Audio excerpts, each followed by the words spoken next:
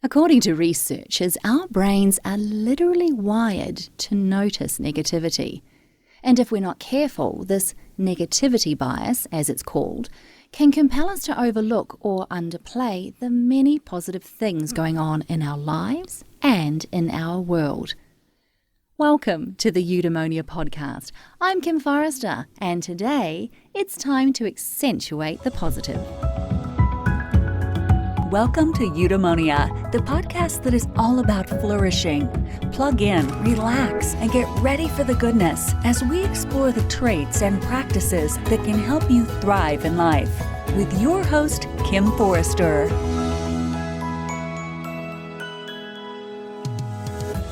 Seán Dagan Wood is the publisher at Positive News, the magazine for good journalism about the good things that are happening in the world. Formerly a journalist and editor, he is also co-founder of the Constructive Journalism Project, which trains journalists to cover positive stories in a rigorous way. Seán speaks internationally on media innovation and related subjects, and he is also interested in how business can be a force for good. In 2015, he led a crowd-funded community share offer that transformed Positive News into a cooperative owned by its readers worldwide. It's my absolute pleasure to be connecting with Seán today to talk about the power of positivity and to discuss the ways that we can enhance our lives by consciously amplifying all that is constructive, inspiring, and uplifting.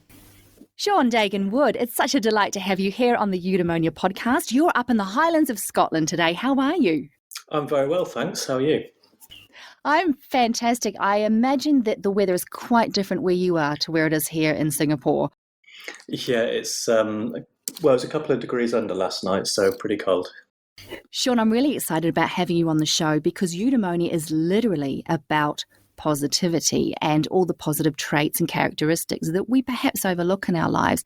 And you've spent the last few years at least looking into positivity and amplifying it through the world.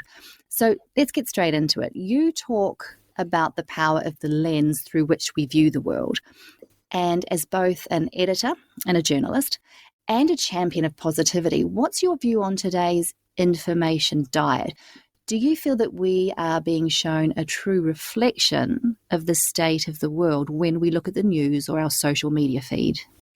I think a lot of us find that we're overwhelmed with information, and it's pretty clear that we're not lacking information at a time when we have the digital tools to send information around the world in an instant. Whereas, many years ago, information was more precious in the sense that we couldn't access it so easily, and the news was so vital in getting information from one place to another to inform people about important changes happening. But obviously it's very different now. So I think it's really important that we're aware of our information diets and how they're affecting us. So as well as being overwhelmed with information, largely through the news, I also think there's a key issue in that the news has a negativity bias. Yes. So by that, I mean, it's kind of obvious to a lot of people, I think, but the news tends to select stories that are about what's going wrong and basically focus on humanity at its worst. And it frames stories with a focus on the negative aspects of a story. So I don't think that's a true reflection of the world at all. And I think most people find that, in our everyday lives, although we face suffering and challenges and difficulties to different degrees, most people also experience opportunities and achievements and positive aspects of their lives. So I think the news narrative is out of sync with reality. And for me, what's crucial about that is it's missing the progress that's happening, which I believe are really important stories, stories of solutions to social and environmental challenges and where humanity is progressing. That's important information that we need. So let's talk about that negativity bias, because I think that it's influencing people in profound ways, but also unconsciously in ways that we're not even aware of. Do you feel that our information diet is purposefully negative? Like, what's going on behind the scenes there? Is it purposeful or is it accidental, this negativity bias that we have in the media? It's an interesting question. And for me, I think it's it's largely accidental. I know some people think there's a grand conspiracy to control everyone through fear. May be the case, but I think that the key thing that's happened here, well, there's a couple of things I'd like to mention. Firstly is that biologically, we're hardwired to respond to threats. This goes back, obviously, to when we were living in caves and needed to be very agile in response to the incoming animal that was going to eat us. So if we have information about a potential threat to us, then our focus narrows on it. We have a biological response to that, the fight or flight response. There's stress in our bodies, and that's a very powerful effect. So whether intentionally or by accident, the news has worked out that fear grabs attention. And obviously, the news wants to grab our attention because, back in the day, it wanted to shift newspapers, and now more often it wants clicks because that pleases the advertisers who are funding their business. And I think that's another key aspect of this, is that the commercial priority of news organizations historically has meant that, above all, they've wanted to grab as much attention as possible. And this has led to the increased negativity, the increased sensationalization of stories, so that it can grab more attention than a competitor. So I think the shift towards increased negativity is almost a natural response to that, the way that we are wired biologically and that commercial context. But also, there's also a more positive side to this, in that the idea of what it is to be a journalist, to be a good journalist, and the practice of good journalism became shaped around the idea of being society's watchdog. And that's a good thing. So the growth of investigative journalism a few decades ago, for example, that, the being a prize-winning top journalist became being about uncovering corruption and scandal, holding power to account. And as I say, that's a really good thing. We need that in society. But the problem is it's gone so far towards negativity that now I think the news industry is blind to its own bias towards negativity and is missing so many important stories of progress. Yeah, what I can see you saying there is what's happened is we've monetized negativity. Yeah, that's one way to put it, yeah.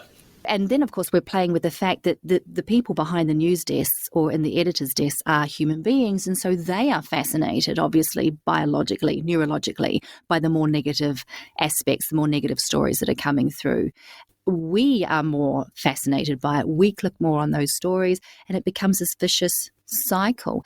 Do you feel then that it is possible for us to consciously start reversing that trend? We as individuals, can we, and we'll talk about this later in the show, but do you feel that we can choose in the moment to start clicking only on positive stories and to start reversing that cycle?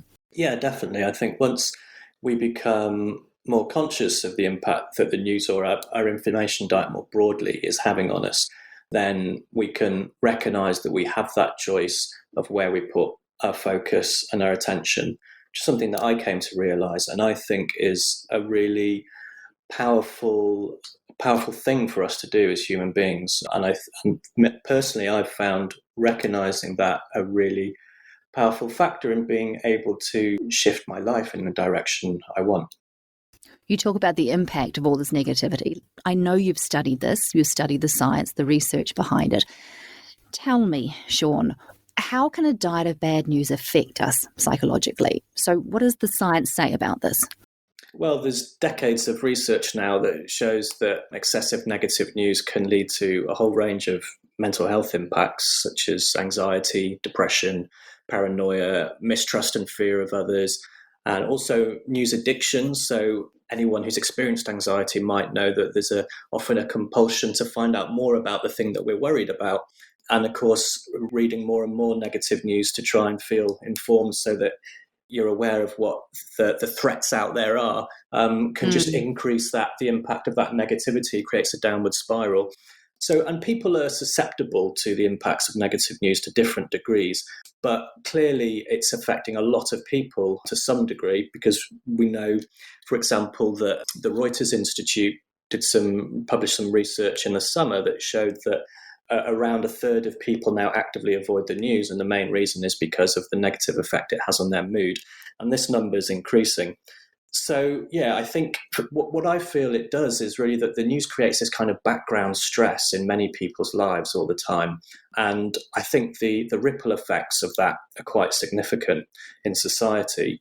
So, for example, some research in the UK found that our perception of social problems such as unemployment, teenage pregnancy, levels of crime, these kind of things, we consistently overestimate the levels of these problems. And I think that's down to their prominence in the news. It creates a picture that distorts reality because it exaggerates these negative issues. And of course, that's not to say we shouldn't be informed about them. We should, but we need balance. So let's talk about the contrast here. What does research tell us about the effects of positivity? If we start consuming a diet of positive news and positive information, does that have an impact on our well-being? Yes, it does. So some research on our own audience found that positive news stories boost people's mood and creates hope and optimism. And interestingly as well, some research from the University of Texas looked at a traditional problem-focused news story and then created the same story, but with some additional information about potential solution to that problem. And it found that people were more engaged in that story, remembered more information about it, were more likely to share it. So I think there's a range of positive impacts when we take this more positive lens on our well-being. But beyond that, what I think is really crucial that we found with the research on our audience is how it helps people to feel that they have agency in the world, that they can engage in society. Because that's the crucial issue for me with the negativity bias in the media, is how disempowering it is for people, because it can lead to people switching off, disengaging, feeling like the world is terrible and only getting worse and nothing can be done. And for me, that's a real waste of the human potential. Yes. So with a more positive approach, when we look at a problem through the lens of what's being done about that problem, not only do we have a positive impact on people's well-being, but people feel that their choices can matter. They can see pathways for change, and they're helped to feel that, well, maybe I can make a difference. Maybe I can take a choice that has a positive impact, whether that's something small in my own life or something larger through my work or my community. And that's what really excites me about taking a positive approach in the media, is because we can then empower people to actually address these problems that we hear about so much in the rest of the news. I love that. So what you're saying is positivity is not just about seeing everything through rose-coloured glasses, but it can be as simple as seeing a challenge or a problem and understanding that we are empowered to change that in some way, to find a solution, to be part of the solution to that problem. That, for you, is obviously just as much about positivity as having a good news story.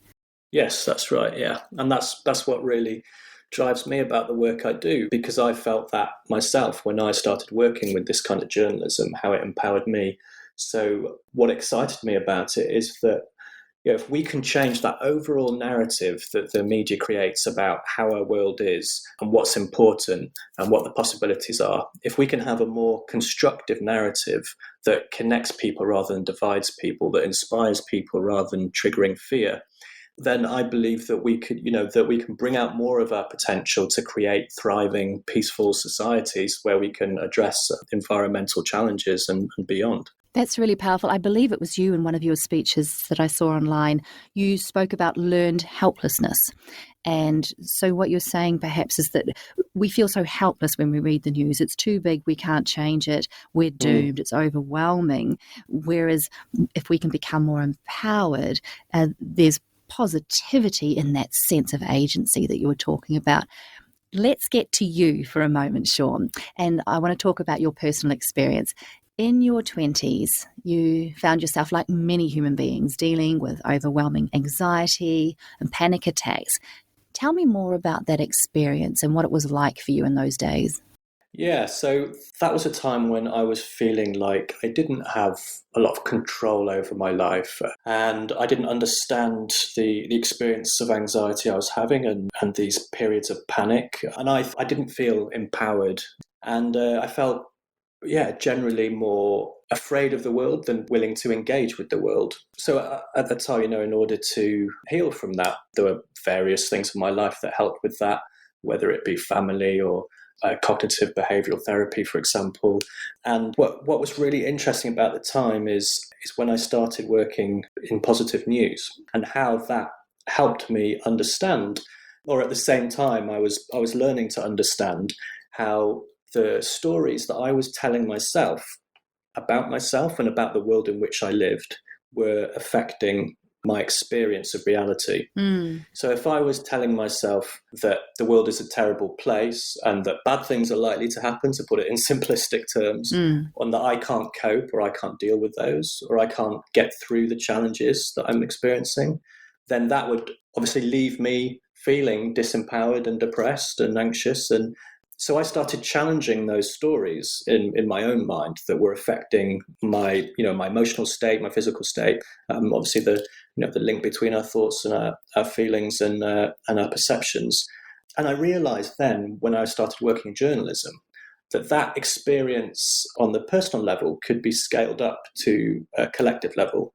That if collectively we're telling ourselves a story about the world that creates anxiety, that focuses on the worst, then that's going to be really disempowering for us. So I thought, okay, if I'm able to start moving beyond my anxiety, which I did, coming to understand the process that was leading to panic attacks and dealing with that, and realizing as part of that process how I could change my perspective on myself and on the world, that could happen collectively in a way that could actually bring out the best of us as a society as well. So I think that helped drive my belief in the potential of positive news stories. So since you started working at Positive News and then eventually you took over it and you've turned it into a social enterprise, during those years, how has your view of the world changed? Well, I think I'd probably say it's broadened. I mean, I think I was kind of equally aware of the problems that society was facing. I was always passionate about wanting to contribute towards positive social environmental change. I've always been particularly concerned about the climate crisis, for example. But I was less informed about the progress that was happening, for sure. So my worldview's broadened, and that has also affected my view of other people, I think, as well. So my general view is less fear-based, and it's much more focused on the best in everyone and the potential of life. But I think the important thing in these kind of conversations, which can be difficult, is always to, point out the complexity which we all experience in life. Life is really complex, and there's a lot of paradox. And I think a key paradox relevant to this conversation is that the world is a lot better than it used to be, in my eyes. We've made huge progress. You can look at so many long-term trends like declining extreme poverty, declining infant mortality rates, sanitization, access to clean water. The list goes on, that so many more people in the world are now healthier, wealthier, more prosperous, living longer than ever before. But at the same time, you could say the world is also, things are really bad as well. Obviously, there's huge unprecedented challenges we face, like the climate crisis. Yes, I was thinking as people have become more prosperous and healthier, perhaps the environment has not. Yeah, that's very true. And then, there's so many different levels to this. You could look at, the mental health crisis and maybe how material prosperity has increased, but we may be lacking in other more deeper levels. And, even as I'm talking, I'm making generalizations. And as I say, life is just so complex. But I think my kind of point is that since integrating a more constructive attitude and perspective in my own life, I'm able to understand and appreciate that complexity more, to hold it all in my awareness better, rather than reacting in fear in some way to the excess of negativity. And at the same time, not just siloing myself into blind kind of positive thinking. I think to me, it's that balance that's really important, and you need to be able to see the progress that's happening and be able to have positive elements for me, in my worldview, in order to keep that balance. What stood out for me, Seán, as I was researching for the show, is just how much you say your perspective of yourself has changed. It's not so much that, it's not just that your perspective of the world has become broadened and perhaps you're able to see the solutions and the positive aspects of the world, but you say that actually helped you change your perspective of yourself. How so? I think, it's partly to do with my journey in my career at Positive News, in that I took on a lot of responsibility very quickly when I got involved. I built up a strong relationship with Positive News' founder before she passed responsibility for the organisation over to me in 2012. I think at that point, essentially, when I was in my early 20s as well, life was asking me to take a leap into that responsibility, and that, which was, I didn't expect to happen. And so to rise to that opportunity and challenge, I had to shift things in myself. And what helped with that was the nature of the work I was doing, because I was dealing with these stories where I was seeing the amazing things that other people were doing, whether it be an entrepreneur or a community group, or different ways that people were responding to the challenges they faced. And the inspiration and the positivity of the material I was working with was contagious. So I was going through this experience, like parallel to dealing with these stories. I was, as I mentioned before, going through the experience of learning how to empower myself through shifting my perspective, and also through practically doing stuff, rising to the challenge of taking this organisation forward. And I think that the reason, I guess, that I mention this is because I think it's really crucial to our future, is that individuals need to be empowered as part of a thriving society. So the answers to the challenges we're facing now aren't going to come from so-called leaders in politics getting everything done. We need a complex web of individuals, communities, organizations, institutions, where people are empowered to give whatever gift they have to the world, use the best of their abilities and their circumstances. So that, I think that's important for people to access that perspective. Let's continue with that conversation, because I love that. You're talking there about what we as individuals and a collective can do to perhaps implement solutions to the world's challenges. And for me, I certainly believe that we as individuals can change social paradigms and can change social behaviours and habits. You talk about the ways that journalists, for instance, can be more focused on growth and solutions in their stories rather than victimhood. What ways do you feel that we as individuals can sort of implement these more solution-focused methods and practices into our own lives? And do you think it can make a difference? Yeah, it's a good question. It's an interesting way to look at it. What can you learn from journalists? But I think we can. So there's two key things that journalists do that create the news agenda. It's about the selection of information and then how that information is framed. So the selection being the stories we choose, and that will suggest to us what it is we think about. And then the framing, the particular angle on that story, what is pulled out as important, that suggests to us how we think about it. So this is something that we can think about for ourselves in the way that we're looking at the world, engaging with the world. What information are we selecting? What is it that we're focusing on in our lives, in other words? And then how are we framing it? How are we thinking about it? So we have a choice there. We can choose where we put our focus, and then we can also choose a perspective. So, we could choose to focus on something that's particularly difficult for us, or we could choose to focus on something where we feel we can grow, and that might have a different impact on us. I think the key thing about this is really about awareness. In journalism, for when we're publishing positive stories at Positive News, it's not about ignoring the negative or what's going wrong, but it's about showing that fuller picture and focusing on what's being done about that problem, as I mentioned before. And that's why we call it constructive journalism. So it's that constructive attitude. And that's something that I've actively tried to develop in myself, a solution-focused approach. And I find that makes a massive difference to my life, in that it makes me better able to deal with challenges, which may still be very painful, may still be very difficult. And sometimes there is no solution. And sometimes the first step, as it can be when we're covering a negative story in journalism, is just acknowledging the problem. But it's remembering that we have the power to then have that solution-focused response. We can still acknowledge a problem while looking at what's the step I can take to move forward. You mentioned this very early on in the conversation there about I believe it was Texas you were saying, where they found that if they placed a solution or something positive within the story, that it could actually help people absorb it with a little less negativity. And what I hear you saying there, Seán, is that's something that we can actually practice in our own lives. So we can hear the information, we can see the challenges, we can accept those as being real, but we don't necessarily then have to see ourselves as a victim. We can then look for the solutions, we can look for the ways that we can engage in positive ways to perhaps make a change to that solution.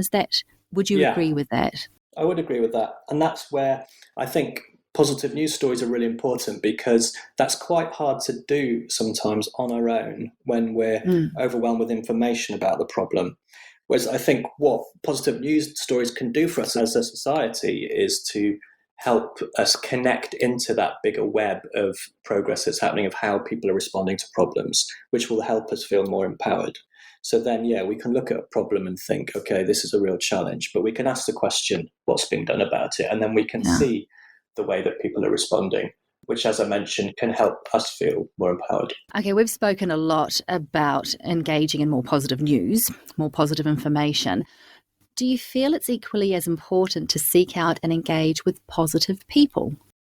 Yeah, I do. I personally certainly feel that, people's attitudes, perspective, and their way of being is contagious. In fact, I remember hearing someone a couple of weeks ago talk about this at a conference. Unfortunately, I can't remember his name, but he was an expert in well-being.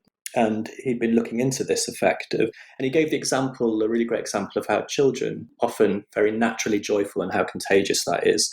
And I think that's something we've all experienced, how, someone's mood can change a room.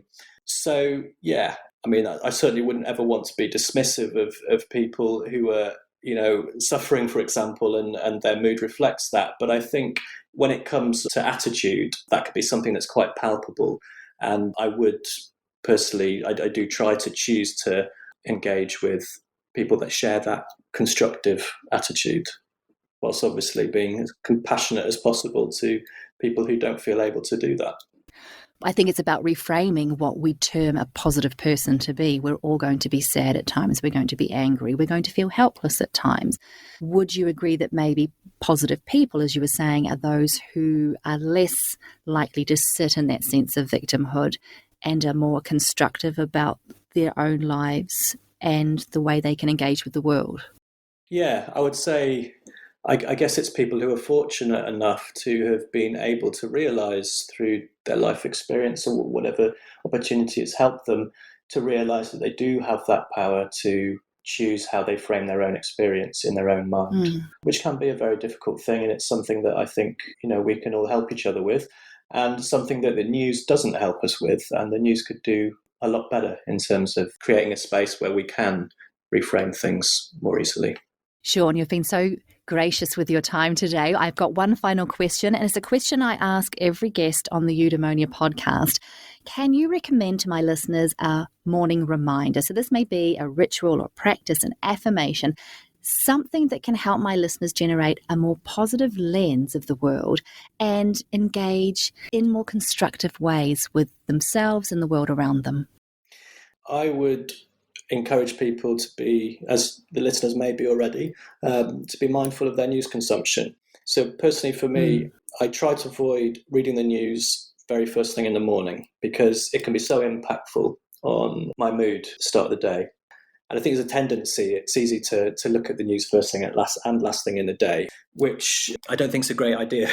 So what I do personally is I actually, for the main news app I use for the kind of mainstream news, I set a time limit on my phone, so it gives me a reminder when I've done a certain amount of time. I think it's 5 minutes. It's quite brief.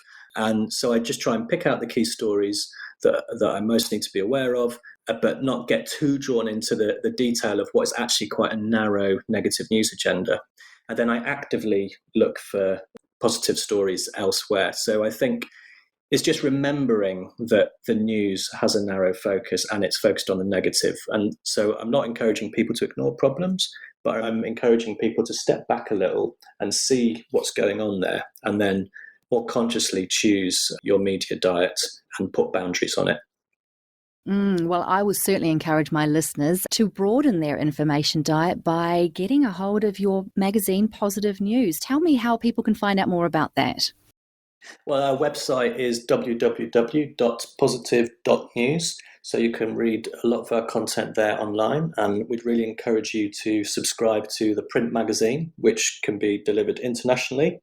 So it's a quarterly, beautifully designed magazine in print, which rounds up all the most exciting, important, positive stories each quarter. And we're a not-for-profit organisation, actually a cooperative owned by our readers around the world. So by subscribing to the print magazine, you'll be providing key support for Positive News and the work we do promoting inspiring journalism. So there's no media moguls siphoning off the profits or pushing in any kind of agenda of their own. Seán, it really is just a big bundle of positivity and something we need more of in this world. So thank you so very much for all that you do in that space. You're welcome. It's been great to talk to you, Kim. Thanks so much. Take care. As the Roman emperor and philosopher Marcus Aurelius wrote, "Dwell on the beauty of life, watch the stars, and see yourself running with them." You've been listening to the Eudaemonia podcast. If you'd like to learn more about how to live a truly flourishing life, please subscribe and check out eudaemoniapod.com for more inspiring episodes. I'm Kim Forrester. Until next time, be well, be kind to yourself, and remember to accentuate the positive.